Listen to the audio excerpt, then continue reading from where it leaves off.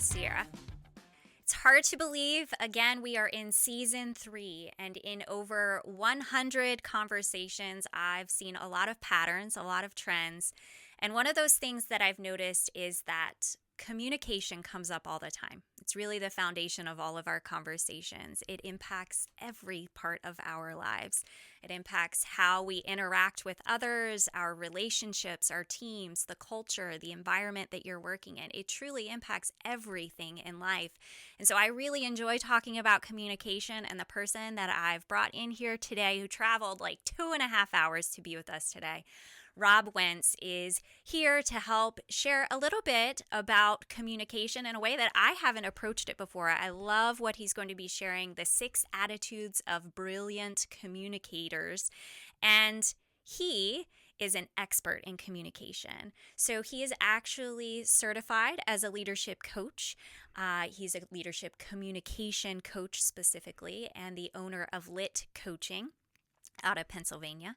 You'll hear a little bit more about his business and what he does, and we'll break down those 6 attitudes today. So thank you so much for being here today, Rob. Thanks for traveling all that way. That's dedication right there. That might be the furthest and anybody has come for this podcast. Wow. Okay, well, I'm actually going further. Just so you know, I'm going down to Waynesboro. So I was in the middle of my drive, but it was a beautiful drive. I was happy to come here, Sierra. Thank you for having me.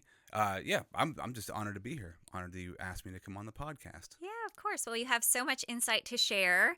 And I'm excited that you're not just on the podcast, but you're going to be a speaker at the Tri-State Leadership Summit in October. So thanks for your willingness to be involved in that capacity too. 100%. Plus, I didn't mention that. I also felt like I owed it to you. Since you asked me to be a part of the Leadership Summit, I've got to come down here and be on the podcast. You owed it to me. So this is like out of guilt or something? No, it's not. No, I don't like guilt. For whatever reason, I'm glad you're here. Well, thanks for having me. Can you share a little bit about your background and what even led you to be interested in leadership communication coaching in the first place? Sure, yeah. My background, I spent 20 years in radio, right? So I was in radio broadcasting for most of my life, started in radio when I was 15.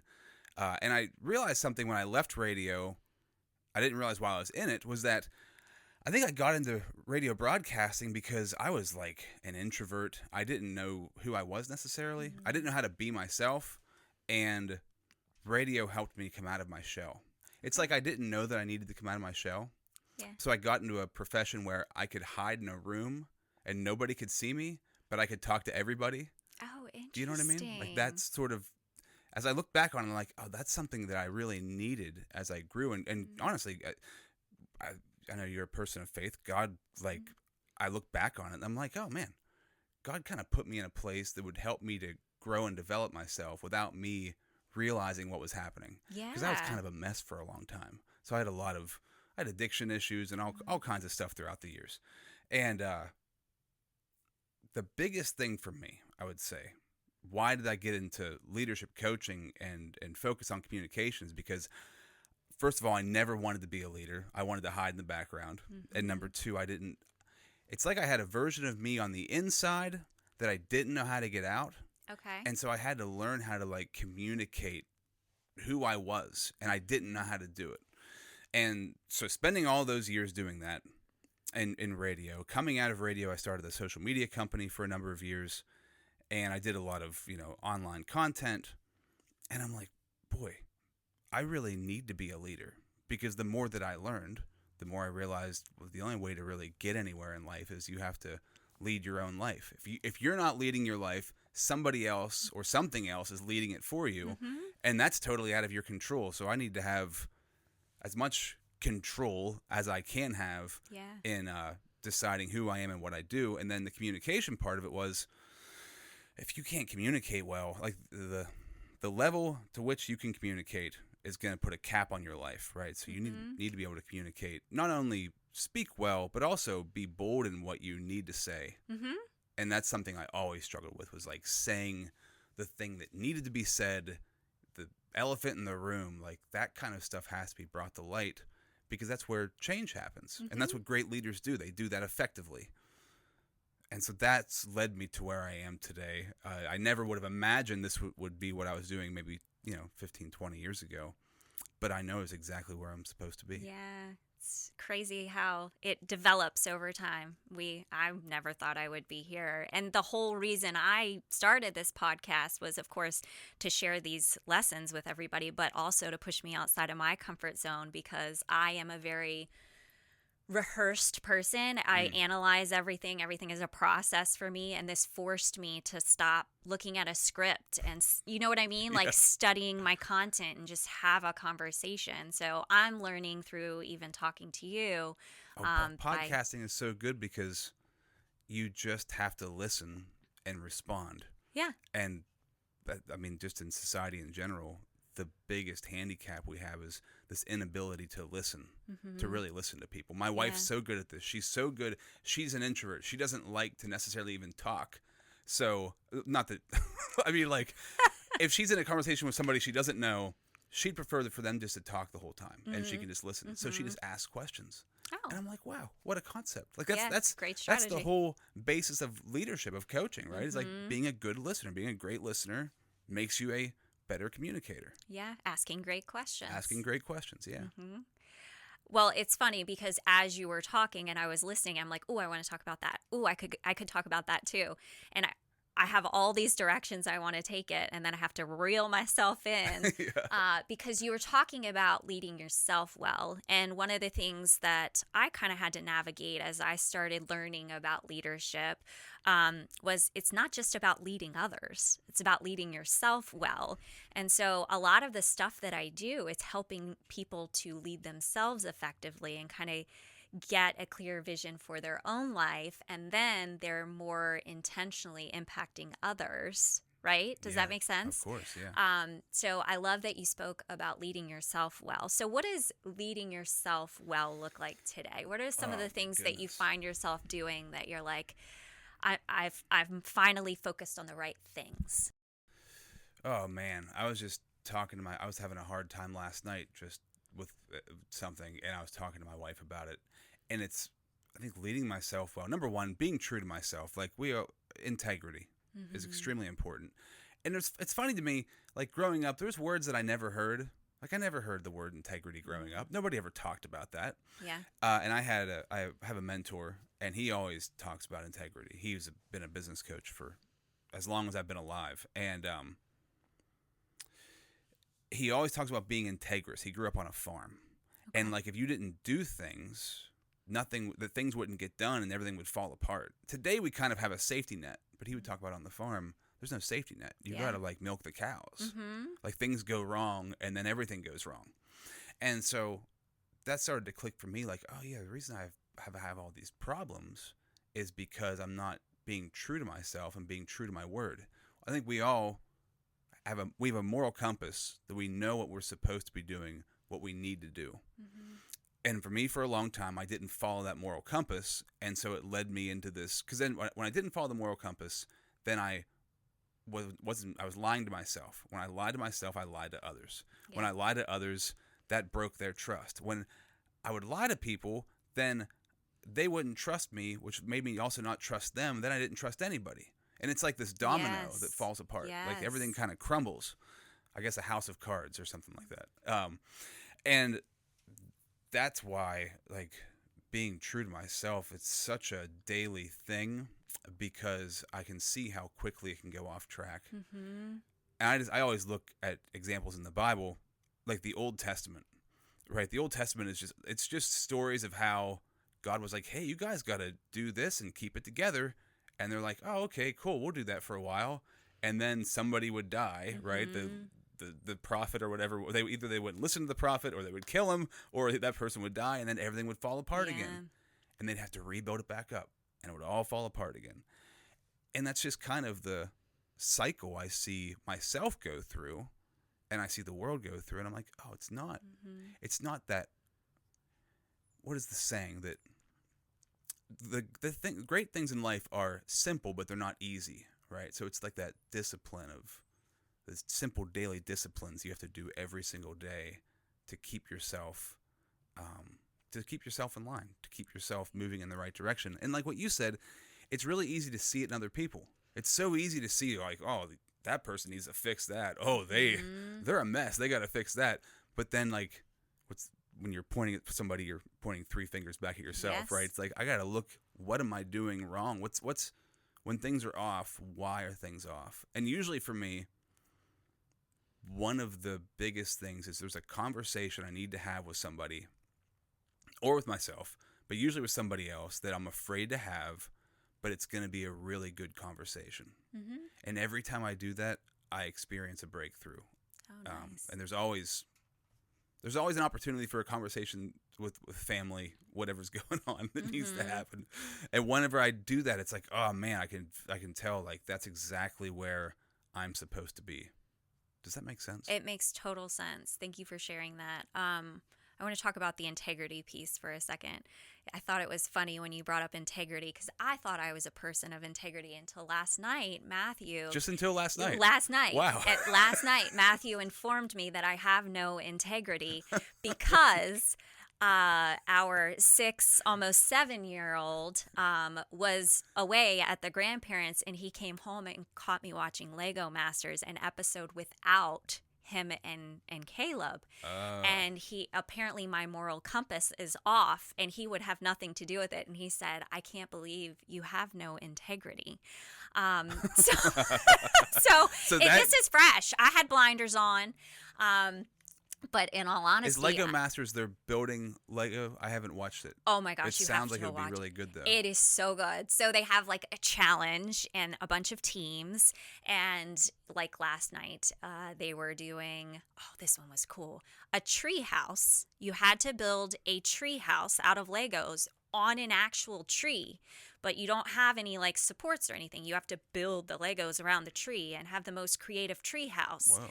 And then they have like the Lego Master judges who pick the best build that gets to stay, and then one team has to leave. Oh, that sounds amazing. You are missing I out. gotta watch it. I love this show. So I can see why your integrity was ruined because you were watching it without them. Yes. Totally makes sense. Yeah, I was willing to re-watch it once they got back. I just wasn't going to tell them that I had already seen the episode. You know, my wife would do this because I'm not one to watch much TV. So we'll catch a show and we'll both like it. I'm like, can we watch this? She's like, yeah.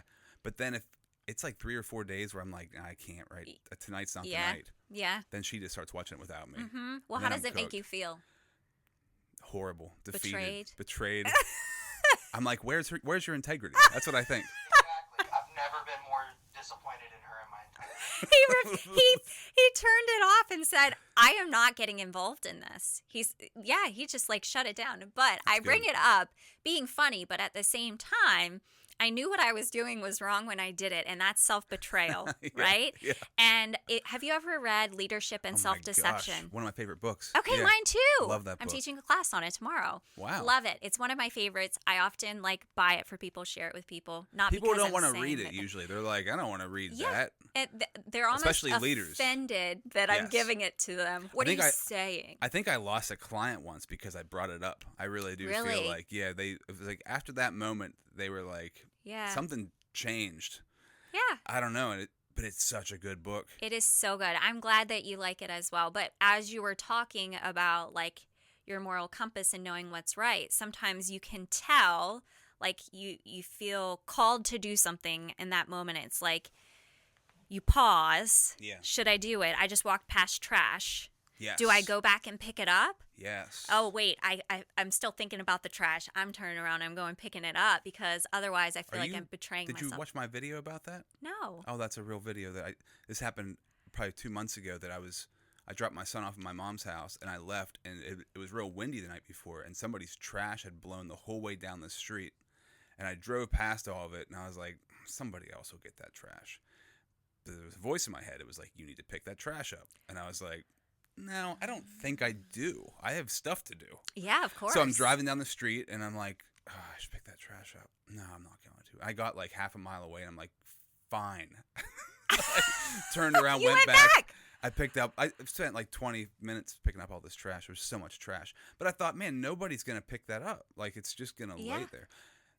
It's called the shopping cart theory. And it's a real simple theory. If you get groceries, do you put the shopping cart back or not? And that is like that separates people because it's like a tiny thing. It's easy to do. There's cart corrals. Put it in the cart corral. Yeah. But it's also easy just to leave it sit there. Yeah. You know. but those are like the little things Yeah. that build integrity. I could not live with myself if I ever left the cart sitting there. What kind of animal does that? I I get if you are, maybe they had to poop or something. I don't like they really had to go, or they like were half handicapped. I don't know what the situation. I mean, somebody I'm sure that You're had a trying good to reason. be understanding right now. Yeah, I maybe get it. somebody kidnapped them while Yeah. they were trying to put the groceries I away. would still, like, once I Escape. The I kid. was escaped. After I escaped, I go back and put it away because I wouldn't be able to sleep at night. Yeah. But yeah, I guess you're right. That really does kind of. And it's like a microcosm for like all these other things in your life. Yeah. And so that's the kind of little you're asking, like, on a daily basis, what does that look like? It's like little things like that. Yeah. Just like tiny little things Those that moments add up. that matters.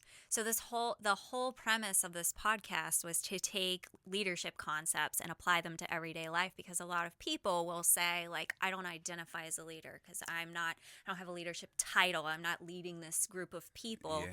trying to get them to see that these tiny moments are moments to have that positive impact, even if you're not surrounded by a group of people or have the title. Does that make sense? Yeah, we all should want to be. We all. If I'm not being a leader, then what the heck am I doing? Yeah. Because in your household, in your workplace, but even with friends, even with family, like, we all need somebody to lead us. And usually the people that end up leading are ones who are trying to boss people around. Mm-hmm. I shouldn't say usually, Often. but oftentimes somebody who gravitates towards wanting to control people becomes the leader. Yeah. Because they want to control situations. And then the people who don't, like, I don't want to control anybody. Although actually that's not true. I think subconsciously I do, because I want things to turn out the way I think they're supposed to. Yeah. But it's like I'd rather not lead people, but I know that or I'd rather not even lead myself. I'd rather just lay around all day, but I know that's not going to turn out very well because I've tried it. I tried it and it sucks. Well, at least you have the experience to kind of support, the direction forward. Yeah. I didn't try that. Oh, you should try it sometime. I don't think You feel so. terrible. I don't want to. I don't think so. Okay, so going back to communication, I don't feel, until I really got into the field of leadership development, that I had ever thought about intentional communication. Like, I don't think people are taught to intentionally communicate. I had never really slowed down and thought about, why do we communicate? What is the purpose of communication? Okay, well, I have this thought in my brain and I need to get the message to you in a way that you interpret it the way I intended, right? Now I'm Yeah. like trying to wrap my head around it. What do you think makes a brilliant communicator as compared to that average communicator? If I had to boil it down to one thing, Mm-hmm. I would say you truly want to serve people. I think that's what makes somebody a really great communicator, is you Okay. actually care about people. Okay. I think that would be number one. I mean, if it was like overarching thing, Yeah. I actually care about people and I want everybody to be better. Mm-hmm. That would be the thing. But I have these, were you leading me into the 6 Was it a good attributes? segue? It was good. I just didn't know mean- that's where you were going, so we'll go to it. Yeah, sure. Yeah, I called it the 6. Why am I forgetting what it's Attitudes. called? Oh my god! Attitudes, sir. Thank you. I first named it the B attitudes, and I'm like, is that blasphemy? I don't know. So I took out the B attitudes. Oh. But it was the 6 B I would have attitudes been okay with that. of being a brilliant communicator. Because these are 6 ways that I feel like you have to be in order to be effective in communication. First one is bold, right? So be bold. And that is saying the things that this was my biggest struggle, was like I'd hold stuff in and then I'd be in regret. Like, I should have said that, or I should have, somebody needed to hear that, whatever. So being bold, but not being a bull, not like a bull in a china shop. Just, I know people in my life who they just say stuff and I'm like, you shouldn't have said that right then. Good thing to say, but not the way you said it. Delivery not great. Yeah. So being bold, Mm-hmm. being precise is one too, because there was an old thing in radio we used to say is talk until you figure out what you're trying to say. And that's a bad thing to do because now I'm just rambling until I try to figure out where I'm going. So being precise, I don't use as few words as possible to say the thing effectively. Okay. Be pliable. And I think this is such an important one because we need to be able to bend to the person. I've worked on my people pleasing throughout my life. Good job. Thanks. It's still there a little bit, but I've worked on it a lot. But what it helped me to do was be a chameleon, where I could like fit in anywhere, but I'd lose myself. And so being pliable is like good leather is really pliable. It bends really well, but you can't break it. Right. So I think being a great communicator is I can talk to anybody to connect with them, but I don't lose myself in that. Yeah. And so I think a lot of people that can happen to them, either where they're a bulldozer and they don't care what anybody else is thinking, or they're so concerned with what other people are thinking that they kind of like conform themselves and they lose their integrity. Yeah. In that. That's a huge one for me. Being confident. So confident communication is I have to know who I am to be confident in how I communicate. So for me to be confident means like just in my faith, like I have to be confident that I'm a child of God, that Jesus is my savior, that I have a foundation, a bedrock of like, this is who I am. And from that, I can communicate effectively. Yeah. Without that, I'm going to try to control people probably with the way I communicate. Be remarkable in communication. Being remarkable, I really feel like is, people sometimes, we just don't communicate. When you think of the word remarkable, what do you think about when you hear that word? My device, the Remarkable. Have you the heck seen is, it? what? It's remarkable. What is that? It is literally a pad. The only function it has is it is my notebook. It houses all my notebooks. So you write on it like paper. Oh. But it syncs with my Google Drive. So when I think remarkable, I think of that, to be completely honest, because I sell them to everybody I meet. But Okay. remarkable, the best that you can be. Yeah. Like you just stand out. Yeah. It's like, who is this? Or nobody does that. You know what I mean? I guess you're remarkable is like that, right? Yeah, it is. Yeah, so it's like being remarkable in communication is like, wow, nobody ever said that to me. Or I don't know how many times I've been talking to somebody and I don't even know what I'm doing necessarily. So I can just say it's just a gift, I guess, in some way, shape, or form. Where somebody will say to me, I've never told anybody that. And I'm like, oh, thanks. Yes. Like what a gift that is. What an honor that is to, if somebody never said something like out loud and they tell you that, like that's remarkable. That's amazing. So you should be somebody who you want to engage with somebody in a way that makes them just open up. And then the last one is be fresh. And being fresh in communication is, how do most of us communicate? We usually shut our mouths long enough to let somebody else talk so we can say what we're trying to say. I'm going to let you talk until I can finally talk again. I'm not going to listen to anything that you say. So the fresh part is, even though it's not new, I think we've lost it, is listening. The fresh way to communicate would be to listen to people and truly go to their level and communicate with them on their level with what they just said. You're listening so that you can respond correctly and you're asking great questions. And that's why, like, podcasting is so good. You have to listen to me right now. I have if to. You didn't, I have no choice. If you didn't, this would be bad. You go off on another total. Actually, I've heard podcasts where they do that. Somebody will give like a 20-minute answer, and then they'll just go to the next question. And I'm like, what? Were you even listening? Was there just a list you had to get through? Yeah. So those are my 6 things that I find to be, for myself, they've helped me tremendously. I identified all those in myself, like, man, the people that I love who communicate well, and when I find myself really connecting with people, I'm following those 6 things. Yeah, I love it. I'm excited to dig a little more into each one. Okay. Okay. So the being bold piece. There are a lot of folks that I know that are very high S's when it comes to DISC, and they tiptoe around things. Yeah. They don't want to hurt feelings, step on toes, the people pleaser side. And being bold is a little out of the question sometimes because you feel like you know what you need to say, but you have no idea how to get that point across without potentially hurting someone in the process. That's a great way. It's like I can't say it until it's perfect, right? And then you're just never going to say it. Yeah. So how did you overcome that? Because you said you had some people-pleasing tendencies. This couldn't have been an overnight snap the fingers and now you're bold. Yeah. What are some steps you have taken that have helped you to get there? Because I'm sure some of our listeners are struggling with that. Well, I think pain brings progress, right? So Yeah. doing something so many times that it's so painful that you can't do it anymore. That might be the top one for me. Like, Yeah. oh my gosh, I've beat around the bush on this topic for 20 years.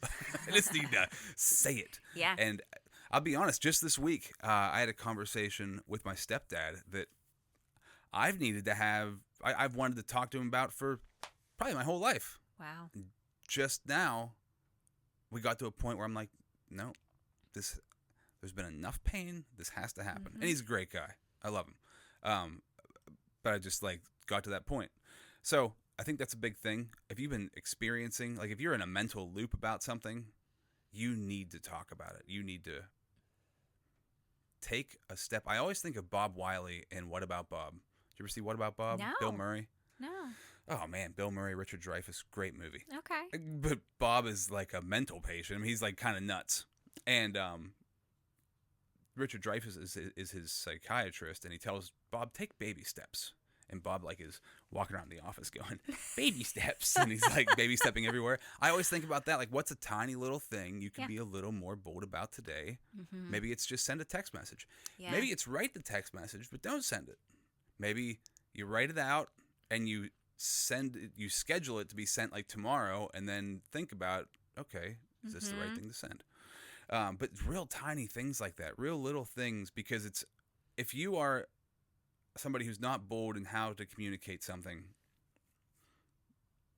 you gotta do it a couple times on a little scale to see wow, that felt really good. Yeah. Oh, and also when I say it, it's never as bad as I think it's gonna be. You're making a mountain out of a molehill. You're making something that if you just say it, you're gonna start the conversation, and then something good most likely is gonna come out of that. So that's, that might be way too simplistic of advice, but for me, that's been the biggest thing.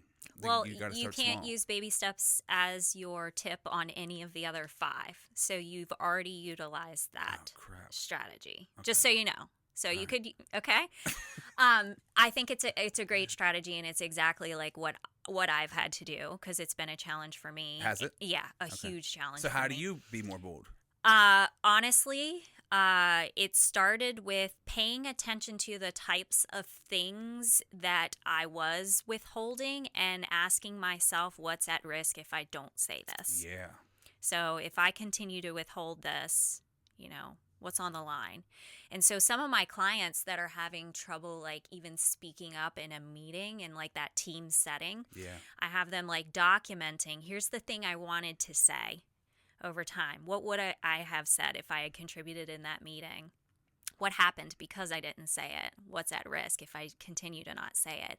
And after they start to kind of look at it over time, I feel like they gain a little bit of confidence and, well, maybe I just slip this one thing in here and see how it goes. And it is such a relief after you do it. Oh, it feels so good. Yeah, I have moments sometimes. It actually happened to me a couple of weeks ago where as soon as I said it, I went, would have said that before. And then sitting there as you said it and being all right, what's going to happen? Yes. Right? It's it's exciting. Yeah, it's a little exciting, yes. Terrifying maybe yes. also, But I think I've gotten lucky a few of the times where the other person said, I'm so glad you said that because I was feeling the same way. Mm-hmm. You know what I mean? Mm-hmm. They someone had to say something first, and now because I said it, we can be on the same page and we can move forward. It's like at a pool party. When you were a kid, nobody gets in the pool until one person gets in the pool. Then everybody gets in. Yes. But if you're that, and that's a leader, the person who just does it, and usually you don't, I mean, at least for me, it sounds like for you too, I don't want to. I don't want to say it. I'm fine just hating myself for the rest of my life. Yeah. I'm not. But like that's the price I'm gonna pay for not saying the bold thing. Yeah. You know, but it's like, no, you have to do it. Somebody's got to do it. I'm gonna do it. If your follow-up moves slower than DMV traffic, it may be time for Work Smarter Digital. Work Smarter Digital gives small businesses a fully built, ready-to-run CRM sales system so you can stop wasting months setting up software and start following up tomorrow. This is your sign. Get the CRM. Get the system. Get moving. Visit WorkSmarterDigital.com to learn more and book a demo. That's WorkSmarterDigital.com. If you're leading a team or organization, you've probably realized this. One training session doesn't change behavior. That's why at SLC, we design customized leadership development programs, not one-time events. We work with organizations to build alignment, strengthen communication, and create leadership systems that actually stick. If your team is ready for something intentional, fill out our organizational interest survey linked in the show notes or visit SierraLearnership.com. That's SierraLearnership.com. If you're considering sending your team to something this year, the question isn't just, will they enjoy it? It's, will it change how they operate when they come back? TSLS is designed for that. Clarity, better decisions, stronger execution. Join us October 14th. Secure your seat at theTSLS.com. That's theTSLS.com. Well, I like the baby step idea. We'll stick with it. Okay, I don't know if I'm doing these in order, but one of the things was be pliable. Yeah. Okay, so when you were talking about being pliable, I think you referenced being a social chameleon. Is this the one where you talked about being a social chameleon? Yeah. When I took my very first DISC assessment, I remembered that I was like all of them are created differently. So sometimes you're like a plotted point. Sometimes it's a graph of how high or low is DIS and C. Yeah. Well, this was a bar graph, and I was literally like a flat line right at the center at the 50th percentile on all of them. And it was truly because of exactly that. I felt like on the adapted side that I was this chameleon and I was whoever I needed to be for whoever I was around, but I wasn't 100% sure what my actual personality was. If that makes sense. So now I appreciate that if I take DISC today, I'm DC, very high DC. IS a little bit lower. I still care a lot about people. But I'm like, oh, I'm glad that I have some that like are more prominent because that's my actual personality. I'm not trying to cover it up. Does that make sense? Yeah. That's amazing that you were doing it so much that it shifted, that everything was the middle ground across the board. It was wild. Literally a flat line. And that's where I started saying I am truly a social chameleon, but to the point where I don't know who I am and I got to figure that out. Yeah. And that's what I love about assessments, and I love coaching, because if somebody's ready for it, right, it's like, oh, wow, I got to work on that. That's not good. Or this is really good. That's wonderful. But it's sometimes it can be terrifying in the beginning. Like, oh, I have to look at myself, and it's scary. And somebody else is there looking at me with me. But we need that. We need that outside perspective. We need it so much, yeah. We have so many blind spots. Yeah. So yeah, I love assessments too. But so much of the work that I do with DISC is really training people to learn to adapt their communication style based on someone else's needs. So I'm not just going to communicate with you the way I prefer to be communicated with. I want to do it in Rob's way. And I think you're more of an I. I haven't given you an assessment, but I'm probably I think it's like a 99. Yeah, I could see that. So I'm not going to be my typical direct when I send you an email, like 3 bullets and 2 words each.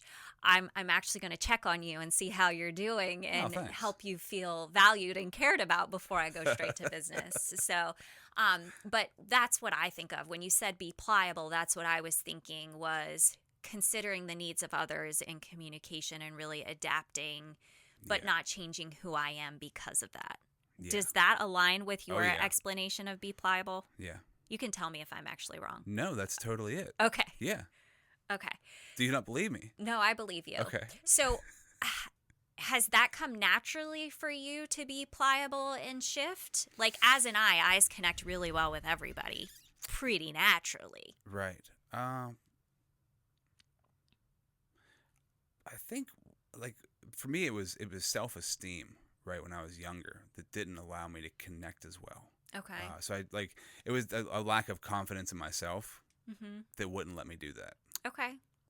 So the more I get confidence in who I am, which is integrity, keeping my word to myself, then that allows me to be more of myself, which allows me to connect with people a lot easier. And I'm much better one-on-one than in group settings. Mm-hmm. Group settings, I tend to like just kind of shut up, and I'll just I'll throw stuff in, but I'm like too aware that I don't want to be the center of attention. Or I don't want to be, I don't know why. I'm like, I don't want to be the guy who's like just blowing up the meeting or whatever, Mm-hmm. saying too much. But one-on-one is where I feel like I can connect the best. What was the question? Are you an IS combo? Yeah. Okay. Yeah. I can see the balance between the two because there's the I, which can connect with anyone and loves connection, but the S that's like, but I don't want to rock the boat. I have enough awareness to know that I'm talking too much right now. Yeah. Right? My self-awareness drives me nuts sometimes. Yeah. It like makes me a little crazy. So I Yeah. have to like ignore it. Be like, just, you're fine. Go ahead. But my decisiveness, very low. That was the one that's like, Okay. oh, okay. I'm more of a methodical decision maker, Mm-hmm. and I can also drive myself nuts there. So I can like drive myself crazy, like just make a freaking decision. Mm-hmm. But I can see all the options, and I like just that's where it goes into like talking to somebody, like being bold and saying the thing that needs to be said. I would think of like a million options of, well, this could happen, that could happen, this could happen. What am I gonna do? But I've had to get to a place of like, no, Yeah. you just do it. Just do it, and then it gets better. Mm-hmm. And so that's helped me tremendously. When I did my first disc assessment, my D was like a 5 or 10. Oh, Like it was wow. extremely Okay. low. And I was like, that was probably like 10 years ago. I was like, oh wow, that's alarming. But it's also not a bad thing. It's a personality trait. It just Yeah, means I it's make not bad. decisions. And I've had to explain it to myself and to people. Mm-hmm. Like, that's not bad. It's just No. how you make decisions. Yeah. But in certain situations, you need to make a fast decision. You have to. Mm-hmm. Yeah. So going to confidence next. So thinking about where confidence comes from, do you feel like the confidence comes before the communication or your confidence comes through the communication? Do you see what I'm saying? Like, do you have to be confident before you say it, or do you gain confidence by doing it? Oh, it's both. I Okay. wouldn't say it's one or the other. But if I'm not fully prepared stepping into something, like you should be prepared going into the thing. Like Yeah. mentally prepare yourself. Whatever you need to do. Like you have the Tri-State Leadership Summit coming up. Like there's a lot of preparation leading into that to build your confidence. Yeah. But if you didn't prepare for it and you just walked out there and Yeah, I could did never. it would be a mess. Mm-hmm. And your confidence would be shot, right? So I would say confidence comes in the preparation, but then also they go in a circle.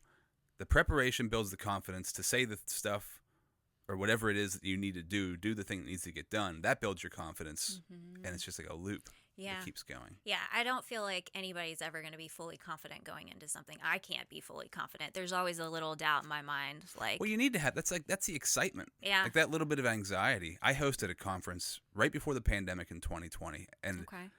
I'll never do it again unless I have an event planner or somebody. I did it by myself, and it was great. Like we pulled it off, and it was an awesome day, but it was a nightmare. There was Yeah. just so much stuff. It was Yeah. so stressful. And for somebody like me, I'm not a great planner necessarily. I was like, wow. Like we had 300 people there. It was just like, we had great speakers. It was an awesome day. Sounds amazing. Yeah. You should do it again. No. That you'll gain confidence. I would. If I need somebody to help me. And Yeah. that's, because people have asked me 100 times, like, hey, we want to do that again. And I'm like, yeah, well, do you want to do it? And I'll show up. I'll help. I'll help you put it together. So I just love that you're doing it because it's a lot of work. Like it's a It lot. is. It takes a big team of people to Yeah. support. And honestly, when we did it last year, it was an idea about 4 months before it happened. Oh wow, that's not much time. No. So we were very pleased at how it turned out with that quick of a turnaround. But this year we're like truly building the dream team, and we're like, okay, now we have a whole year, so Yeah. we have no excuses. So welcome to the dream team. Hey, thanks. Thank you so much. I think when we did ours, it was probably, we had like 5.5 months. Yeah. 6 months. Yeah. Yeah. Well, I've learned a year is much better. Yeah. Strive for a year. Probably is. Yeah, that sounds right. I was just thinking about remarkable. Be remarkable. That's another one, right? Let me show you the remarkable before you leave, because do you like, sell these? Is this like a thing? Like, are you getting kickback? I'm not on getting these? kickback. Oh, okay. I just truly believe in All right, I it. was just making sure. Yeah. I thought it was like an Amway thing where I'm getting pulled into something. No. But like, how do you take notes when you're having sessions with people, for example, Just on my or computer, on a I just meeting? type them. You type them, like during. You type. Yeah, I use my fingers. Oh, I would be so distracted. I'm impressed. Do I get distracted? No. No. I'm pretty good at typing and listening. I'm not like typing paragraphs. Yeah. It's like bullet points. Yeah. Okay. Well, I process things by writing. I have to have like handwritten everything. That's how I Oh. retain information. So I used to have all these notebooks for all my clients and for professional development, for everything. And this allows me to, it is my one thing I carry around, and I always have everything with me. So now all those notebooks are on one thing. Device. Yeah. And there's no other apps or anything. It's not distracting. It's truly, you're focused on. Well, and if you're talking to people like on Zoom doing coaching, Fathom, that's that's an amazing platform, because it gives better notes than I could ever write down. I do Otter AI for Yeah, that. the Have Otter, you used Otter? I've seen it. I haven't used it. Okay, so I totally took you down a rabbit hole, but remarkable. When you were talking about being remarkable, it made me think about like being memorable. And what do you think makes someone a memorable communicator? Like some of the best communicators you've ever seen. They care. I don't know what else to. I just feel like they see the person they're talking to.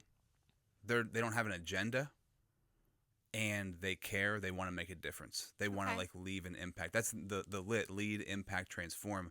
Impact is like when you can like say a word and somebody's name or face pops into your head. Like that person's made an incredible impact from that thing. And so I think about that. I think that is it's wanting to leave an impact on people's lives and actually be meaningful in why you're communicating with them. Because we have so much mindless communication throughout the day. Hey, how's it going? Oh, good. Hey, good to see you. Oh, good to see you. Like, it doesn't mean anything. Yeah. And not every conversation has to mean something. I've known people like that where everything's super deep.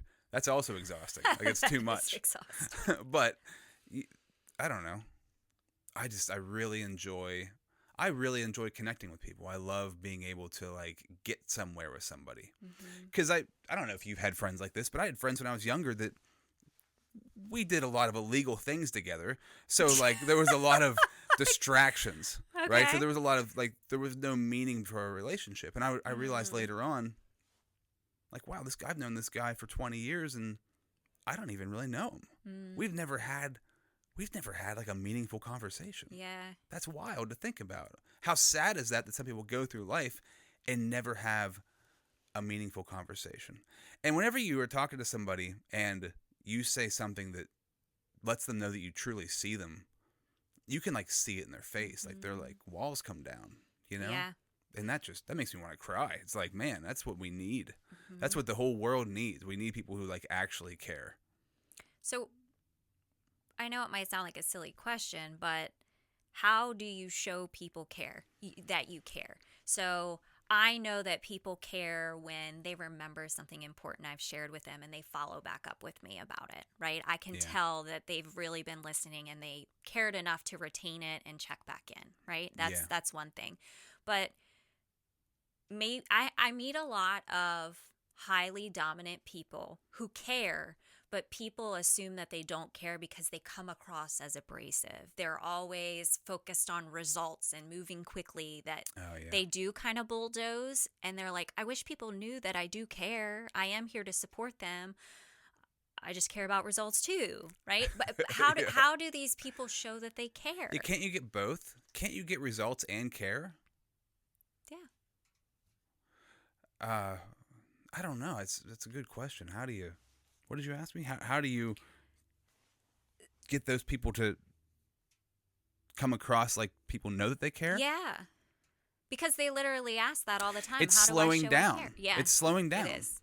It's slowing down and mirroring people, right? Mirroring. I learned this in a marriage counseling class. Like it's like, what's it called? I know how to do it. I can't think of what it's called though. Where you just basically retell what the person just told you. So what you're saying is, clarify understanding. Yeah. Yeah. I mean, it's such an easy thing to do, and it's amazing that when you do it, you can see it in their face, like, oh wow, you listened to what I said, and it seems so dumb. Like, why should I have to repeat what you said just so you know that I heard it? But it really does make a huge difference. And then for you also, it slows you down. I think we just live in a microwave society, and I'm really trying my hardest with this in my life. Like, I need to slow down. I really need to slow down because there's no reason to go fast. Like, we're not supposed to. I think of, once again, the Bible and of how the world was designed. Like, we were designed to, like, toil in the soil and work out off the land. And everything grows in its due time. There's times where things are planted, times where they're watered, times where they're harvested. And you can't speed those things up. Yeah. Now we do in our society because we geoengineer everything and, build clouds, like we seed clouds and all the kind of stuff that's going on. But that's unnatural, and that's why we feel so out of whack, because we're trying to go too fast. And yeah, it's a weird balance. It's just a constant balancing act. Because things need to get done. We need to make an income and make money, but at the same time, why are we doing it? So I guess my answer would be just slow down. Yeah, no, I agree. And as High D, that's what I have to focus on. And I do the clarifying understanding, but not just to show them that I'm listening. I do it because it forces me to stay focused, because I'm so distracted by my own thoughts. I'm like, if I can't repeat back to them and rephrase it myself, I wasn't listening well enough. Yeah. So it's like a challenge to myself. You need to listen well enough to be able to repeat it back. Yeah. And they will also feel heard. That's a bonus. Yeah. But I need to slow down too. Yeah, and it just helps you too. It just helps you to stay, like you said, you can get lost in your own head. It can help you stay grounded. Yeah. Okay. And then Be Fresh was about being a good listener, right? Did I make that Asking up? questions. Asking being questions. A good listener. Being a good listener. Yeah. So how... I feel like I got better at asking questions when I became a coach. Like, you have to be really good at asking powerful questions too. I never even thought of that as a concept. Yeah. It wasn't even ask questions. I have something to say. You listen to me. Anyways. How have you learned to ask better questions? What did that journey look like for you? Well, it started with me. When I'm having like I said earlier about looping, right? If something's looping in my head, I'm like, why is this thing looping? Why am I thinking about this over and over and over again? And then I would get an answer, and the answer would be like, well, because you broke some sort of something in your integrity. Usually got broken in there. Yeah. What is it? Okay, well, I didn't put the shopping cart back. It's looping in my head. Why is that bothering me? Well, because somebody could pull into that spot and hit it. And if I saw that happen, if I drove into that parking spot, I'd be irritated. That shopping cart's sitting there. Why did somebody leave that there? I don't want to be that person. Why wouldn't I want to be that person? Well, because that's just that kind of person. I judge that kind of person because they don't do... they're not following some sort of moral or societal code. And why is that a code? It's because those are the building blocks of being a good human being. It starts with me for sure. That's because you said about your mind racing. My mind's always trying to go 100 miles an hour, and I'm trying to reel it in. So questions slow things down. asking questions makes you stop. If I can't be, running 100 miles an hour forward while answering questions. Like, you've got to stop and think and give it time. And I think that for me has been the biggest lesson. It started with me asking myself questions, and then having some people in my life that asked me lots of questions. I had a mentor, and then I was going through counseling and therapy, and that's all questions. And then I realized also I like being asked questions. People like being asked questions. Yeah. Unless you're like my wife. She doesn't want to. It's her personality type, right? But most people, if you just ask them stuff, they'll just answer questions all day long about themselves. They love it. Yeah. Some people only ever talk about themselves. And it's like, wow, that's pretty powerful. And also, when you ask questions to somebody, you can't, I mean, you know this, but you can't tell anybody anything and expect to get a result. Like, I can't tell you, hey, that Kramer poster, like, it's a mess. Like, you need to fix it. I can't tell you that, but I can ask you, like, well, why would you hang that there? And, like, start a conversation. By the way, I love the poster. Yeah, you better. Greatest show of all time. So I'm not saying that. But it's just. Do you mean that, though? What? You love Seinfeld that much? Oh, I love Seinfeld. Oh, yes. Now, I haven't watched Seinfeld in probably close to like 5 or 6 years, because I've seen each episode probably 1,000 times, that I could like quote it word for word. But yes, I knew I liked you. My favorite show, hands down. Thank you for sharing that. You're welcome. Ours When you invited me to the podcast and I watched the video and I saw Kramer, I'm like, shut up. She's got the Kramer hanging up behind her. That's amazing. Sorry to interrupt, but I just really wanted to know if you admired Kramer as much as I do. Not the person. I think like the person, he kind of fell off. He had a few bad moments, but Kramer on the show, for sure. I don't know, what was the question? I forget. I don't remember. It's okay. It happens. Yeah. Favorite episode? What's your favorite Seinfeld? Do you have a favorite moment? Ooh. So many just popped into my head. I just pictured the Pez dispenser. I just had a Pez moment. Oh, yeah. I always love the Tic Tacs. She gives that guy Tic Tacs. Yeah. So the Seidler, so she could hear him coming. Yeah. The Merv Griffin episode, for me, was always one of my favorites. Yeah, it's a good one. It's so dumb. It's just so stupidly funny. All of them are so good.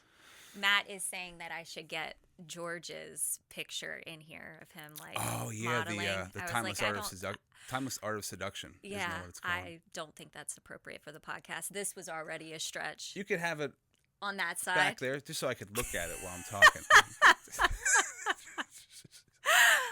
All right. Well, I'm sorry that I distracted you. That's sure okay. that you were about to say something really insightful, but I think one I'm missing is be precise, and I want to dig into that one a little bit more. Remind me what you meant about being precise. Is that having clarity and being as specific as possible in your communication? Well, some people just ramble. Yeah. Matt thinks I do that. It tries. This might be. I may have never said this out loud. Hey, you're getting me to say something out loud that I've never said. That's remarkable. It really is remarkable. This is incredibly remarkable. It kind of makes it's something I need to work on. It's something I need to like let go when somebody's talking too much, and I feel like they are, even if they're not. I get angry in my head, and I'm like, don't you realize what you're doing? Like, I just have this like thing of like, don't you know that none of us are listening right now, and we're not paying attention? I can't stand this right now. And so I start like I'm not even hearing them anymore. Now I'm just hearing myself criticizing them, and that's not good. It's not healthy. So I need to work on that. But I think the reason I put precise in there is because the best communicators can say things with the shortest amount of words. There's a term for it. I can't think of what it is. But it's an incredibly hard thing to do, to explain a complicated thing really easily. Like, that's a very unique skill that Donald Trump comes to mind, because he's able to he dumbs things down to like a very low grade level way of speaking. Yes. That's one way of saying it. That's it, right? But everybody gets it, right? Yeah. So it's like, and it not using it to manipulate people, because I'm not saying like create catchphrases to manipulate people, but that is how you that's how you get people to understand things. And that's how you influence people. Yeah. You have to be able to precisely communicate something, and if you can't, and also if you're not able to be precise on it, then you probably don't understand it well enough yet. Okay, that's fair. So the better you understand something and truly know it, the easier you can explain it. And I think that's a really good skill. Yeah. I feel like it's something I can work on based on what you're saying. Well, I don't Matt, feel like you really? I don't feel like you don't feel like I ramble? No. Well, But we've only been talking for a little bit. So. My C comes in, and that attention to detail, I provide too many facts, assuming that other people would want as much information as I would want. But I have the D and the C, so I bounce back and forth between speed of light and giving bare minimum to this is something I feel like we really need to dig into, and I overshare information. He's like, remember who you're talking to. I'm a D. Least information. Like, sorry, I don't mean to, but I feel like I need to pay attention to it. I don't know that it's rambling. I don't know that I'm repeating the same thing. It's like when Kanye West would talk. You listen to a Kanye interview, I'm like, dude, what are you doing? Like, you're just all over the place. And like, somehow he like tries to bring it back around to this like symphony of words, but it's completely unnecessary. And he's a great example of like too many words to try to say what you're trying to say. I love Jordan Peterson to death, but I feel like he was somebody also like sometimes just too many words, even though he's so brilliant. And that's the hard part, because when you really know something, I guess there's two sides to that. When you really know something, you want to share a lot about it because you want to give somebody like the depth of it. But also, if you really know something, you should be able to explain it easily. So there's two sides to the coin. It's on almost that. like you should be more succinct the first time around, and then let people ask follow-up questions if they are seeking more info. That's what I'm trying to work on. Like, give the highlights, and then they'll ask if they want to know more. That's what I'm telling myself. So why do you think it is that you want to? What makes you want to share? More it's not information. Overshare, but what makes you want to? Because if I were them, everything that I'm saying would be important to me. Because if it's like, if I were going to make a decision about that thing, I would want all of that information. But I like a lot of information before I make a decision.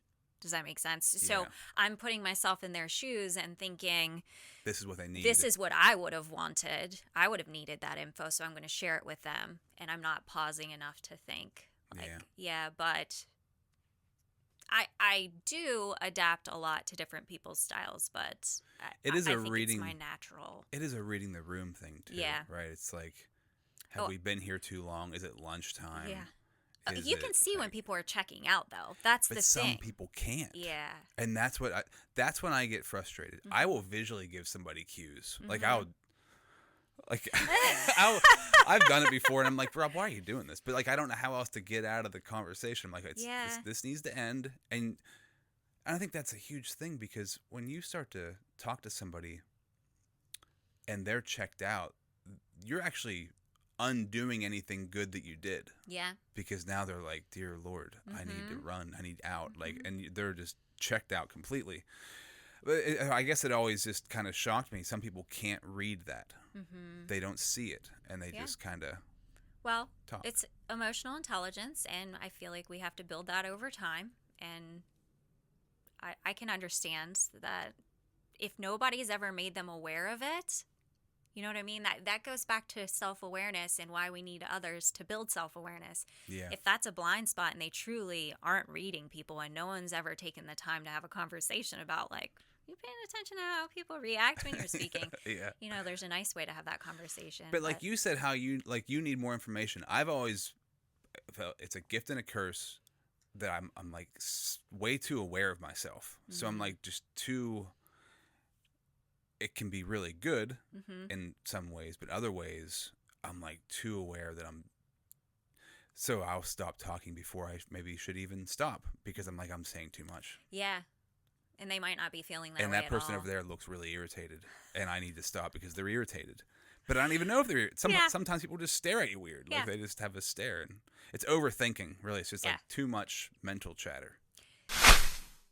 This isn't just a local event. It's a regional gathering of business owners, executives, and organizational leaders from across Maryland, Pennsylvania, West Virginia, and Virginia. If you're serious about growing your leadership or your business, this is the room you want to be in. Join us on October 14th at the Maryland Theater in Hagerstown, Maryland. Secure your seat at theTSLS.com. That's theTSLS.com. You don't need more information. You just need a way to follow through. Aspire to Achieve is a monthly group accountability experience designed to help you stay consistent, raise your standards, and actually execute on what you say matters. Each month, we come together to make clear commitments, talk through challenges, share strategies, and celebrate progress, all in a space that keeps you focused and moving forward. It's simple, it's supportive, and it works. If you've been setting goals but struggling to stay consistent, this might be your next step. Check it out in the show notes or at SierraLearnership.com. That's SierraLearnership.com. Your leads aren't ghosting you. You're ghosting them. Work Smarter Digital gives small businesses a fully built, ready-to-run CRM sales system so you can stop wasting months setting up software and start following up tomorrow. Don't leave your revenue hanging. Start working smarter today. Visit WorkSmarterDigital.com to learn more and book a demo. That's WorkSmarterDigital.com. So I have to remind me to send this to you. You've probably seen it before, but it's this song that this girl is singing about what she's thinking when she's networking, about like how she's holding her hands or making eye contact, and then did I do it too long, and should I have looked away, and what are they thinking now, and but over analyzing the entire situation. That's me. It's so me. I'll send it to you. It's hilarious. Well, I notice when I talk sometimes I do this a lot, especially when I'm talking in front of people. I read like the announcements for our church, the like video a couple weeks ago, and my son's sitting next to me while it's playing on the screen. Yeah. And he's like, "Why are you moving your hands so much?" And I was talking and I was like doing this the whole time. And I'm like, "What? Why do I do that? I don't know what it is. I don't even know." Yeah. And it was like an awareness moment of like, "Oh wow, I need to quit doing that. It looks weird, but it really doesn't look weird." I think he was just making fun of me. Yeah, it doesn't look weird. I haven't noticed it. Well, I'm sitting down. Yeah. If I was standing, Okay, I'd it would probably be happening. Doing it. Yeah. Well, Matt has brought up that when he edits podcasts, he watches them completely through at least 2 times, and how he picks up on things people probably don't know that they do, like little tics that people have. Yeah. And he was like, you notice all the things. There is a lot of, as much as like, I don't think it's natural for us to be able to see ourselves when we talk. I don't think it's natural to like see that. There's a lot of development in that, like to watch yourself and like, because when you ask somebody, because I do like social media videos for people and stuff, and when I ask them to like make a video, they're like, or be on microphone, "I hate the way I sound." I mean, that's like universally what everybody says, or Yeah. I don't like the way that I look, and it's amazing. Because when you like watch yourself back and listen to yourself, you hate yourself. You're like, yeah. I can't believe that I don't listen to this. I can't believe anybody wants to even look at me or talk to me. I can't believe it. It's amazing. But then after a while, you get used to it. You're like, that's just how I am. Like this is, and the way I embraced it was like, and this is I guess 20 years of radio, and then having to do sound like. You'd have a consultant come in and you have to listen to your on-air breaks, and then he'd pick them apart, and they were always super negative, and it would be like, But what I came to was I have lots of friends, and I'm married, and people like me. like people like me. Yeah, people like you. I must be all right. Even though all of that seems off, things are actually good. And then I started to like enjoy it. I'm like, oh, I actually like the way that I am. But that's, man, the biggest part I think with most people in society is we don't like ourselves, and that sucks. Yeah. Well, maybe you can help us like ourselves more. Sure. Okay. I need to work on that. But it's just like oh man, just be cool with who you are. That's way easier said than done. But we have to. What other choice do you have? Yeah. No, it's a good point. I mean, you have other choices. You could self-loathe and just judge yourself forever. But there's no. It's good to pick out things that you want to work on, but to not like yourself for it and like run from it. I feel like it's dangerous, because then you're never really going to be yourself. If I run from, like, I don't like how I do certain things, then I'm never going to really actually be me. I'm always going to be pretending to be myself or something. That's way too, what's the word, meta? That's too meta. Meta. But yeah, apparently we just stick that word into things now. It just, yeah. Yeah. I think you used it correctly. There's a longer form of the word. Is it meta? I don't know. It doesn't matter. I don't know. I know a lot of meta words, and I have no idea how people are using meta now. I just feel like people say it. Yeah, it's That's just meta. become meta. It's meta. Yeah. Mm-hmm. That's a good point. Did I cover them all? I don't know. I'm not really great at memory. We mentioned that. We've got confidence. You're pliable. Bold, fresh, pliable, precise, confident, and remarkable. You did. I did it. Yeah, you did. I do have a little bit of a memory. I almost didn't remember them all when I was telling you them. I kind of panicked in my own head, like, oh, crap, what's the one? I would have totally done that. This segment is brought to you by Work Smarter Digital. Do you want to accelerate your revenue? Call Work Smarter Digital. Work Smarter Digital helps service-based businesses tighten up their sales process, improve follow-up, and put better systems behind their growth. Because when your sales process is messy, revenue gets messy too. Visit WorkSmarterDigital.com to learn more and book a demo. That's WorkSmarterDigital.com.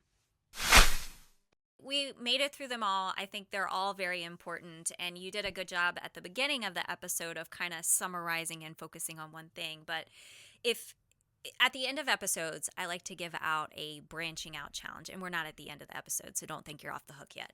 But I like to challenge our listeners to do something based on what they heard today.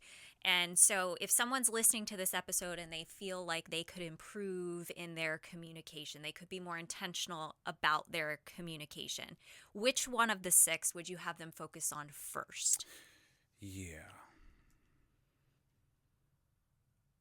I would say, because it's the first one, it's most important to me, be bold. What is a conversation that you need to have this week? A conversation, I think we all, maybe not, maybe we don't all, but I know I do. I have conversations that need to happen, and I put them off. Mm-hmm. Or it's something you need to do and you've been putting it off. Either something you need to do personally or a conversation you need to have. Just do one of those this week. Just, I think it, for integrity's sake and for your productivity and for the direction of your life, have the conversation that needs to happen. Do the thing you need to do. Like, do one of those things this week. I feel like we all probably have that conversation. When people heard that, they were probably like, oh, I do need to talk to that person. They immediately knew who it was. Yeah. That's kind of crazy, isn't it? We always have, like, it's never done. I used to think when I was younger, I honestly thought, like, oh man, I'll get my homework done, then I'm done. Or I got to go to school today, then I'm done. Oh, wrestling practice, then I'm done. But you're never done. We're never done. And I used to get so disappointed. And I think that's where my anxiety started for me. It was like, oh, it's never done. There's always something else. I wanted to just, like, shut off. I was working with a guy last year. I'm sorry, I'm just going to go off on a tangent for a second. That's great. I was working with a guy last year, and he just wanted to be done. He wanted to catch up. And I was like, you can't. And he's like, no. So we constructed a list of things that needed to be done. And he's like, I'm going to get this list done. I'll be caught up. And I'm like, all right. Okay. And so then what would happen? He got some of the stuff done. Then he'd have to add more to the list. And I could see, like, this. I mean, this guy was in his 50s. And it was like this panic of, like, trying to catch up. And it's life. You don't catch up. You just it keeps going. But it is a misconception. Like, I'm going to get caught up. It's kind of like retirement. I'm going to work all these years, then I'm going to retire. And just turn it off. Mm-hmm. And that's usually when people die. That's what happens a lot. And we shouldn't want to catch up. I think to have harmony in what you're doing. That's the real goal. I don't know. Why am I talking about this? What happened? Well, no, I can relate to that guy. I have to comment because that was me, and it did create a lot of anxiety for me because I have always liked lists. I like being able to check things off, but I decided one day I was going to do a full brain dump and I was going to put it into ProofHub, my task manager. And so now I have this dashboard that tells me how many tasks, right? And it was at 150 tasks. And I had this idea that I was going to get caught up. I just need to set aside a couple of days and get caught up, right? Yeah. And I've now identified that if I can keep it between 80 to 100, that's caught up for me. That means like I basically am cycling through that many tasks in in a week. Yeah. And that's okay. It will always be there, and I've had to accept that it's okay. I don't love it. I would it makes you. It does it. That gives you anxiety. Like, ugh. Yeah, because there's so much ahead of me. You know what I mean? Like, and it's not all enjoyable stuff. Yeah. It's stuff that you have to do to like survive. Yeah. So no, I don't know how we landed there, but I agree with your client, and it's been hard to get over that. Yeah, and it's. I think that's life in general, right? Mm-hmm. And I think that's why, and going back to the Bible, it's like you have to give these things over to God. You have to surrender them over, because if you don't surrender them over, they're going to drive you nuts. Mm-hmm. And that's one of the. And you have to you have to slow down. Right, you've got to surrender them over because they'll drive you crazy. If you don't slow down, you can't surrender them. Because if you don't slow down, you can't. My wife is so good at this. She's so good at, like, when she needs to process something, she'll just shut off and she'll process it. Like, she'll just do that. And she's really good at, like, slowing down. She just knows how to do it. And when she has to, that's what she does. And when she doesn't, she gets really out of whack. And she'll be so self-aware, and she'll be like, "Oh, I haven't been processing this stuff, and this is why this is all happening." And I'm like, "Oh yeah, same. I need to do that really bad right now." Yeah. Do you set aside time in your day for I'll call it processing or Bible study or journaling, some sort of reflection? I like to, for sure. It's just not consistent. It's pretty consistent. Okay. I would say it's like 80-20, right? Okay. It's like 80% of the time I'm pretty good with it. Whether it might just be 10 minutes before bed. Other times it's half an hour or an hour. I drive a lot, so driving time is good processing time, especially now that cars are kind of self-driving. I can kind of just sit there, which is nice. Mm-hmm. What car do you drive? The lane assist is awesome. Right now it's a Honda. The Prologue is what I drove here. It's electric. So I work for car dealerships, right? I get demo cars. Oh, so nice. every 5,000 miles there's a new car. That is cool. Yeah. So that's it's actually a lot of fun to test cars out. So I can find out, like, this one I have now does not have great lane assist. So it's like a ping pong ball. So I have to hold on to the steering wheel. But other ones, like the lane assist is so good. I can just I take my shoes off and I'm kind of just like hanging out. Yeah. I'm still paying attention. I'm sure you are. paying attention, Sierra. Well, in case any police officers are listening, I'm paying attention while I'm driving. Doesn't it tell you when your eyes are looking away, though? The one that we had, it like beeps at you if you like look away too long. Yeah. So I got sunglasses that have eyes on them. No, you didn't. That's a good idea, though. I should do that. About doing that. That's a really I should do With that. all of our travel this year, we've been getting rental cars. And so we've tried out a lot of things, and we've been a little spoiled in some of the vehicles that drive themselves. So now when he has to actually hold the steering wheel, he's like, what is this? I find myself using cruise control like in town in like a 25-mile-per-hour street. Like I'm on cruise control all the time.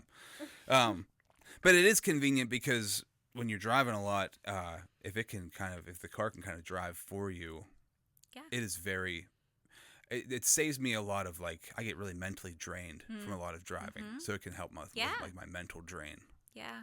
I've actually, I don't know how much you're using AI, but I have recently, if I'm in the car by myself, I turn on I don't know what you call it, the voice version. And I do just a brain dump of here are all the things that I'm thinking about. And I did it with hiring recently. I have a new executive admin starting next week. And when I was like wanting to create the job description, I'm like, here's all the things that I'm thinking that I need help with to get that 100 task list down to Right. maybe I can get it to That's 50. how you can finally catch up. You need 2 or 3 of those people, and they'll catch you up. Okay, well, honestly, that was my mindset was, well, maybe I won't have a like revolving 100 if I find someone to take some of these. Maybe I'll have 50. Yeah. If you caught up, what would happen? I could read books. But you can't read them now. I could, but those things haunt me. The things on the list haunt me. See, it's surrendering it, giving it over. Yeah, it's hard. It is. It is hard. I'm serious. I would read. I would write. I have books I want to write that are in my head. I would do more Bible study. I would take walks, enjoy nature. My goodness, I could tell you all the things I would do. But you're allowed to do all that now. I am. All right. Do you want to coach me? Sure. Oh, I have issues, Rob. You haven't figured that out. Well, right. I mean, that's like the entrepreneur. It's just like it's a gift, and I love thinking of gift and a curse. Everything's a gift and a curse depending on how you use it. Yeah. Right. Yeah. What a gift to be able to to be so productive and have so many what a blessing to have so many things going on. Oh yeah. But then a curse Definitely. if you can't shut it off. Yeah. And I hear that so much, right? I hear that so much. I think that's the world we live in. That is the major issue, not being able to shut it off. I'll keep working at it. Okay. All right. So your recommendation was they should focus on being bold, and being bold will help them too. This is my segue, so go with it. Wait. Oh, maybe okay. I should change it from what we just talked about. Maybe it Okay. should be the challenge is to slow down. Okay. Yeah. The challenge could be what is one thing, because this would help to even bring up the conversation. This could even help make you think of the conversations. Mm-hmm. How can you slow down even just 20 minutes in a day? I had a client who they swore they did not have 20 minutes, and I was like, what is this? That's just not true, but okay. And take 20 minutes a day and just shut off. What does that look like just to shut off? Number one, what would it look like just to shut off for 20 minutes in the middle of the day? And just do that. Just shut off. Whatever that looks like to you. And that doesn't mean looking at your phone. It doesn't mean watching TV. It means you're walking or you're reading or you're praying or you're meditating or whatever the thing might be. Walking's a great one. Metacognition. I'm going to call it metacognition. Put on your meta glasses and go for a walk. Think about your thinking. Yeah. Yes. Yeah. But let your brain. That's when I get overloaded. Is I'm just like going. I can feel my brain shutting down. It's like we can't do this. We're having a problem. Yeah. We need to shut down. So that would be the challenge. Okay. I'll go with that I like instead. the challenge, and that will help them to decide how to approach that conversation. Yeah. They need So to what have. is that conversation? Okay. What is the thing? Yeah. Okay, so speaking of conversations, Tri-State Leadership Summit, I believe you're going to be talking about crucial conversations. Can you give us a little teaser of what we might hear about in October? Well, we just did it. We're done. So I just Don't come to the I don't need summit. to show There's up. no need. Well, yeah, the crucial conversation. It's going to go more in depth in the being bold part. Okay. We have what is called lag time, right? Lag time is the difference between when something happens and when you finally talk about it. In that lag time, that creates guilt, blame, judgment, criticism. All that stuff comes in that lag time. So how do we collapse that lag time? When something happens, we talk about it, especially in business and leadership. Because the worst thing in an office to have happen is gossip starts. Something happens, gossip starts. It's never addressed. Nobody ever talks about it to somebody who needs to talk about it. And then if it is brought up to that person, they blow it off or get defensive or whatever, right? So the crucial conversations is how do we have meaningful conversations on a regular basis that are productive, right? Because we need to move things forward, but also build cohesion. So everybody works together well and wants to work together. That's the biggest part. Like with the DISC assessment, we're all different people.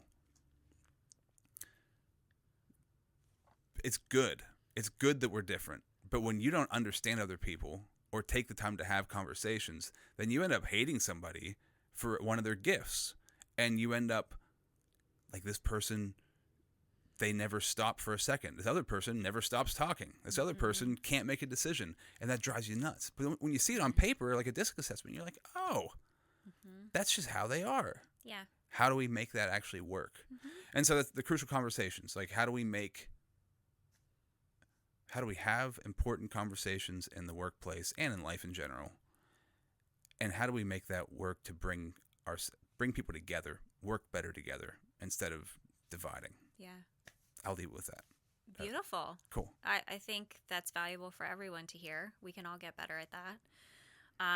We can all get better at the 6 attitudes you covered today, too. I love surrounding myself with people who openly share, like, what they're still struggling with, even though you are, the leadership expert in the room, the communication expert in the room, that you will openly share, I'm struggling with this, or I just realized this for the first time. I'm sharing this for the first time.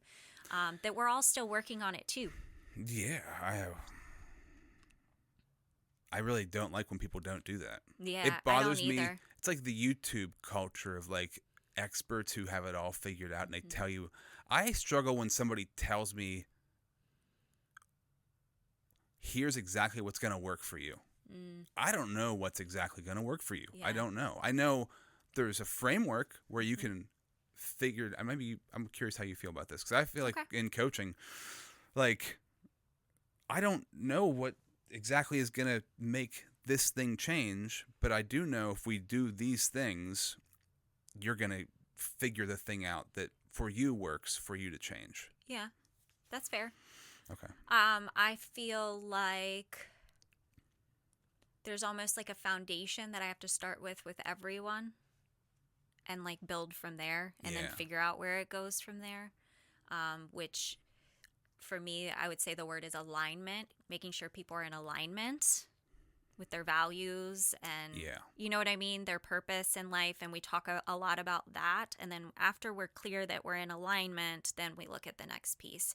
So I feel like there are several building blocks. But again, it depends on what the person is coming to me for. But that's kind of the framework. Yeah. If you know your values, your goals, your mission, you figure your purpose, you figure those things out. I hate using the word purpose, but it's like okay. whatever you want to say, your calling, whatever. Yeah. You figure that out, and then that helps to anything you're trying to figure out, you apply those things to it. It's like the filter. Yes. I say the values are the filter too. Like it really helps with decision making, and so I agree with you. To not only know them, not only like figure them out, but to really know them. Because that's the next hard. Yeah. It's easy to like figure them out and then just forget about them. Yeah. Turn them into actionable behaviors. What does it look like to live out this value? Yeah. For sure. So that's a real coach statement. Actionable behaviors. That was good. Yeah, thank you. That's a great actionable behavior you have. That's good. No, I like that. Well, I feel like when we have people, first of all, they identify the value, but you and I might have the same value, but we define it differently. Yeah. So defining it and then saying, well, what does it look like in action? How will I know? If I were to follow you around for the day, how will I know that you're integrous? What am I going to observe? What are the actual actions you are taking, the actionable behaviors that I would see in order to know that you're integrous? Yeah. That's what I'm saying. Oh, okay. No, it wasn't a real question. I'm thinking aloud. That's what I meant by actionable that's really good. That's really good. Last week I walked in, I was meeting my friend for breakfast, and he's like, "What's wrong?" I was like, "Nothing." He's like, "You walked in like all slumped over." I'm like, "No, I didn't." He's like, "Yeah, you walked in like all like hunchbacked," and I was like, and I was like, "Oh, that's interesting." Yeah, because I just like got up and I was in a hurry. I was running late, Yeah. Yeah. I was like, "Oh, that's how I showed up." Yeah. I showed up as that guy. Mm-hmm. Yeah. And I didn't even know it. Fix it. He's like, fix yourself. And no, I said, let me walk back in. So I walked out of the room. I walked back in like full of confidence. I love Everything it. went well. And I love that you had a friend that called you out on it too. That was really good. Yeah. Yeah. You need that. That's what friends are for. Yeah. Thank you for being here. Thank you you for being my Sierra. friend. Yeah. Thank you for being my friend. Thanks for inviting me for the for the summit. I mean, this is very exciting. I'm thrilled. Well, where can people find you and learn more about lake coaching? Well, I live in Pennsylvania, in Altoona. Don't give out your address. The best place is my website is leadimpacttransform.com. But if you want to like watch my videos and stuff, you can just follow my podcast on YouTube, The Unstuck Movement on YouTube. That's another place. Yeah. Briefly share a little bit about that.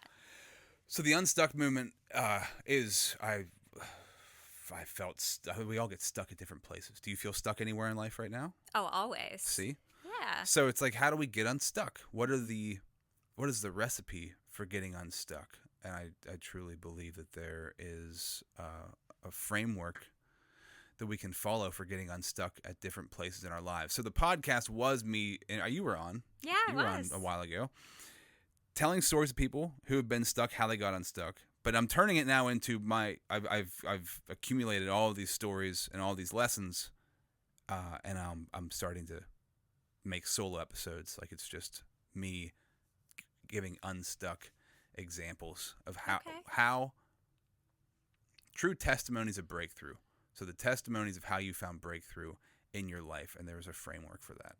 But anyways, that's great. leadimpacttransform.com, best way to find me. Yeah. And then they can find the podcast there, or Yes. is there a separate thing we need to you share can find for it them? there, Okay, too. perfect. No, I love it. I enjoyed your podcast. I should start listening to it again. I fill up my thanks a road lot. time. I'm sorry. I do. okay. It's like I have this hour. What am I going to do with it? Sometimes Yeah. it's sit in silence. Oh, that's usually what I do. Yeah. Yeah.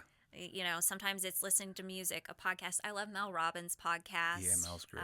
So I definitely listen to that. But I will have to start listening to yours again. Oh. It would be helpful. Thanks, Sierra. Yeah. By the way, I like your earrings. That's your logo. It is. Well, it's Wow, what easy to branding. find, like, Tree of Life stuff everywhere. Oh, yeah, it's not the exact Yeah, it's thing. not the Okay. exact. But thanks for noticing. I do tend to wear a lot of Tree of Life stuff.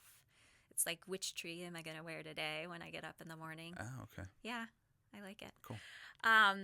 Well, thanks again for making the drive. Thank you. People can come see you in October. Thanks for being a part of the event. Absolutely. And since you're here, I guess we'll go ahead and share it. So in 2027, you have already agreed. You don't even know what you're in for. You've already agreed to Is this be my our people pleaser personality coming yeah, out? apparently. No, you prayed about it. Yeah.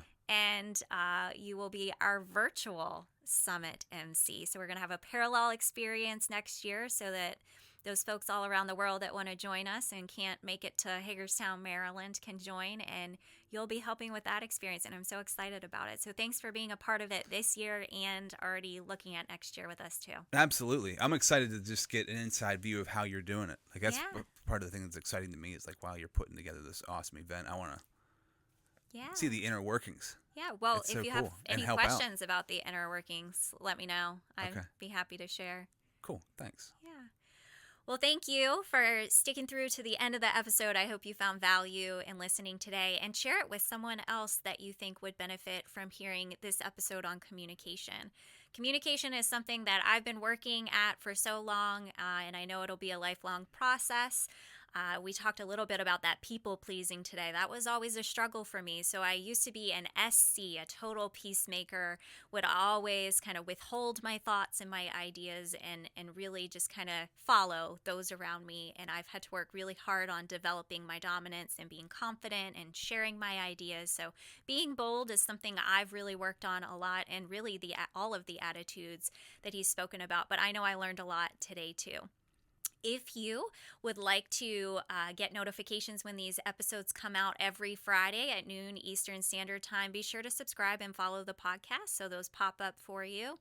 Just so you know, since we're over 100 conversations in, we're going to have a lot of episodes in this season that are focused on some of those patterns that have emerged after talking to so many leaders in our region. So that conversation about communication today is the first of many of those patterns of what the foundation of effective leadership really looks like. Thanks for being here with us. If you're interested in being a guest on the podcast, you can always go to branchingoutpodcast.com and apply. Also, we love to hear your challenges. So if you want to submit a leadership challenge that you're facing, we're always open to exploring those with our guests, sharing out some thoughts and ideas and our experiences. So remember that you can submit those at info@branchingoutchallenge or info@branchingoutpodcast.com. Thank you again, and until next time, keep branching out.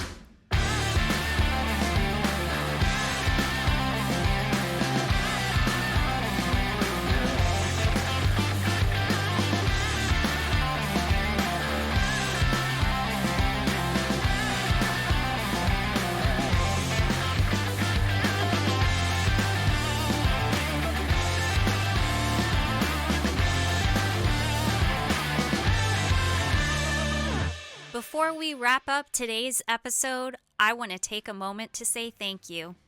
Thank you for choosing to spend your time here. I don't take that lightly, and I'm really grateful you're a part of this community. If something from today's conversation resonated with you, I want to encourage you to do a couple of things. First, take one small step. Not everything, just one. Growth doesn't come from hearing more, it comes from applying what you already know. And second, share this episode with someone who could benefit from it. These conversations are meant to spark growth, and you never know who might need to hear exactly what you just heard. If you haven't already, be sure to follow or subscribe to Branching Out with Sierra so you don't miss future episodes. And if you believe in this mission, helping people apply leadership skills to everyday life, and you're interested in sponsoring the podcast, I'd love to connect. You can find more information in the show notes or reach out directly. Quick note before we close, this podcast is intended for educational and entertainment purposes only. While we share insights and experiences to support your growth, it's always important to apply what fits your situation and seek professional guidance when needed. And finally, I want you to hear this, no matter where you are in your journey, whether you are leading a team, growing a business, navigating change, or just trying to show up better each day, you are exactly where you need to be to take your next step. And you have the ability to positively influence others in every interaction you have. I'm rooting for you, I believe in your growth, and I'm here to support you along the way. Thanks for being here.